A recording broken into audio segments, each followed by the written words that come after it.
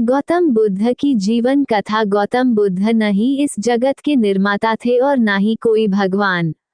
महात्मा बुद्ध का कहना था कि इस सृष्टि का कोई भी व्यक्ति इस बुद्धत्व को प्राप्त कर सकता है। सच तो यह है कि बुद्ध भी एक साधारण इंसान थे, केवल उन्होंने अच्छे विचारों का पोषण और बुरे विचारों का त्याग किया। आइए जानते हैं उनके जीवन के बारे में। गौतम बुद्ध की जीवन कथा। नाम गौतम बुद्ध, जन्म 563 BC, जन्म स्थान लुम्बिनी, कपिलवस्तु, नेपाल। बचपन का नाम सिद्धार्थ, पिता शुद्धोधन, माता मायादेवी। सिद्धार्थ का अर्थ जिसका जन्म सिद्धि प्राप्ति के लिए हुआ हो, पत्नी यशोधरा, पुत्र राहुल, ज्ञान की प्राप्ति बोधगया में।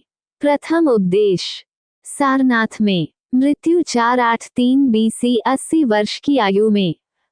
जन्म महात्मा बुद्ध का जन्म 563 BC लुम्बिनी, कपिलवस्तु में हुआ था, जो कि नेपाल में स्थित है। उस समय पर भारत को जम्बूद्वीप के नाम से भी जाना जाता था। महात्मा बुद्ध का जन्म शाक्य वंश में हुआ था, जो कि रोहिणी नदी के किनारे स्थित है। उनकी माता का नाम मायादेवी था और पिता का नाम शुद्धोधन था। नन्हे बालक का भविष्य जानने के उद्देश्य से कुछ साधुओं को और विद्वानों को बुलाया गया। उन्होंने कहा कि या तो यह बालक चक्रवर्ती सम्राट होगा और पृथ्वी पर राज करेगा, या बुद्ध होगा। उन्होंने ये भी कहा कि इस बालक ने मनुष्य कल्याण के लिए ही जन्म लिया है। इसके अतिरिक्त उन्होंने कहा कि स्वयं धर्मराज पृथ्वी पर इस नन्हे बालक के रूप में अवतरित हुए हैं और यह गरीबों, दुखियों और असहायों को कष्टों से मुक्ति दिलाएगा। विद्वानों और ब्राह्मणों ने बालक का नाम सिद्धार्थ रखा, जिसका अर्थ है वह बालक जिसका जन्म सिद्धि प्राप्ति के लिए हुआ हो। बाल्यावस्था एवं शिक्षा।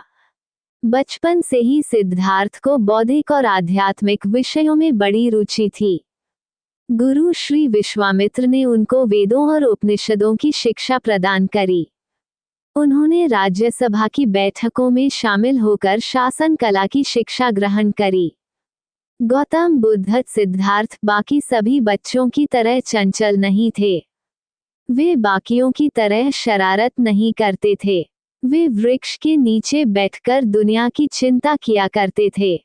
उनके पिता शुद्धोधन को सदैव ही सिद्धार्थ के गृहस्थ जीवन को त्याग देने की बात सताया करती थी। सिद्धार्थ गृहस्थ जीवन ना त्यागे, इसलिए उनके पिता ने महल में तमाम सुख सुविधाएं उपलब्ध कराई, जिससे उनका इन सब सुखों को छोड़ने का मन ना करे। 547 BC 16 वर्षीय सिद्धार्थ का विवाह राजकुमारी यशोधरा से हुआ। यह विवाह इसलिए किया गया ताकि सिद्धार्थ पारिवारिक मोह माया में बंध जाएं और वो संन्यास ग्रहण ना कर सके। परंतु सिद्धार्थ कभी भोग विलास की चीजों को अपने ऊपर हावी नहीं होने दिए। सिद्धार्थ अपनी पत्नी से ढेर सारी ज्ञान की बातें किया करते थे। उनका कहना था कि पूरे संसार में केवल स्त्री ही पुरुष के आत्मा को बांध सकती है। इसी बीच यशोधरा ने पुत्र राहुल को जन्म दिया। सिद्धार्थ महल में रहकर भी वह बाहरी दुनिया के बारे में चिंतन के कारण भोग विलास की चीजों का आनंद उन्हें फीका लगता था, तथा पारिवारिक मोह को कभी अपने लक्ष्य प्राप्ति के मध्य नहीं आने दिया। संन्यास के लिए प्रेरक दृश्य।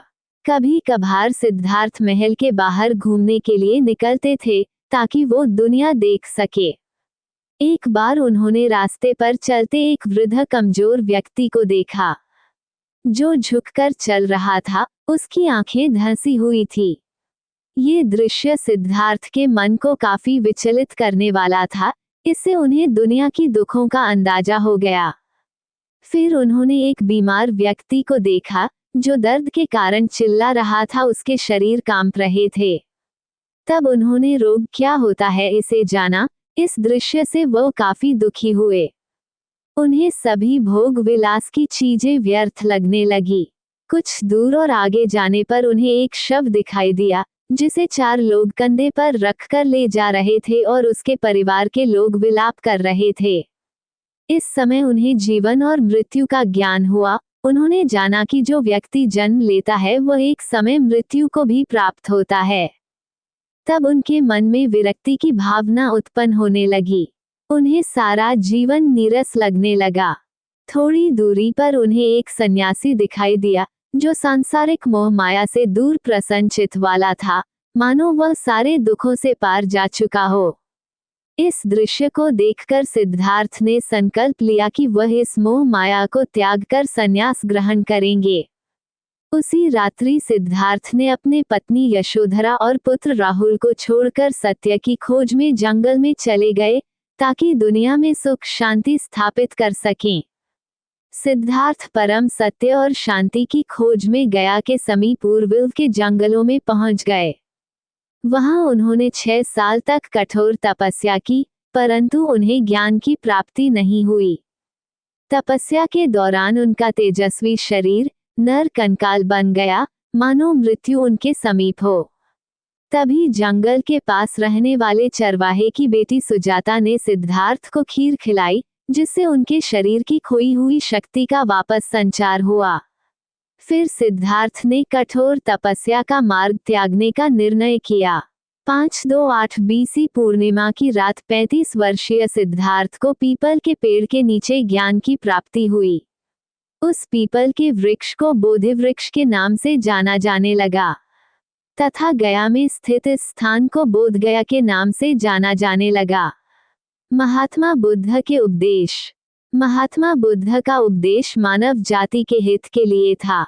उन्होंने अपना पहला उपदेश सारनाथ में दिया तथा वहां 5 मित्रों को अपना अनुयायी बनाया तथा उन्हें भी धर्म के प्रचार के लिए भेज दिया। महात्मा बुद्ध ने सभी दुखों के कारण और निवारण के लिए अष्टांगिक मार्ग बताया, तथा तृष्णा इच्छा या आकांक्षा को सभी दुखों का कारण बताया। महात्मा बुद्ध ने अहिंसा का समर्थन किया, पशु हत्या का विरोध भी किया। महात्मा बुद्ध ने 483 बीसी 80 वर्ष की आयु में अपने नश्वर शरीर को त्याग दिया और परमात्मा में विलीन हो गए। ज्ञान प्राप्ति के बाद का संपूर्ण जीवन इन्होंने मानव कल्याण के लिए लगाया। ये ज्ञान को केवल अपने तक सीमित नहीं रखना चाहते थे, इसी कारण उन्होंने अनेकों उपदेश दिए तथा अपने ज्ञान को अमर कर दिया। गौतम बुद्ध न ही इस जगत के निर्माता थे और न ही कोई भगवान। महात्मा बुद्ध का कहना था कि इस सृष्टि का कोई भी व्यक्ति इस बुद्धत्व को प्राप्त कर सकता है। सच तो यह है कि बुद्ध भी एक साधारण इंसान थे, केवल उन्होंने अच्छे विचारों का पोषण और बुरे विचारों का त्याग किया। उन्होंने लोगों के जीवन में सुख शांति और कष्टों से मुक्ति के लिए अपने सभी सुख सुविधाओं और जीवन के आनंद को क्षण भर में त्याग दिया। इस त्याग, दृढ़ संकल्प और आत्मसमर्पण ने सिद्धार्थ को महात्मा बुद्ध बना दिया।